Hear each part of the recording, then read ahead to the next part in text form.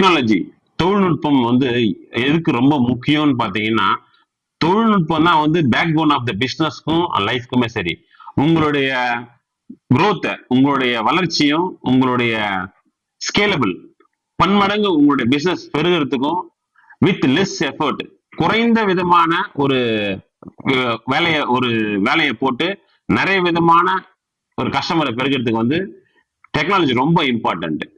Technology வந்து ஒரு விதை மாதிரி, அந்த விதை எப்படி ஒண்ணு போட்டா ஒரு குறிப்பிட்ட காலத்துல அது ஒரு காடா மாறிடுதோ, அதே மாதிரி டெக்னாலஜின்ற நீங்க விதையை உங்க பிசினஸ் இன்வெஸ்ட் பண்ணீங்கன்னா உங்க பிசினஸும் பன்மடங்கு பெருகி இருக்கும். டெக்னாலஜி வந்து இப்போ இல்ல, எப்பவுமே ரொம்ப முக்கியம். டெக்னாலஜின்னு சொல்லும் போது ஒரு ஒரு விஷயம் ஞாபகத்துக்கு வருது, சொல்றேன் பாருங்க.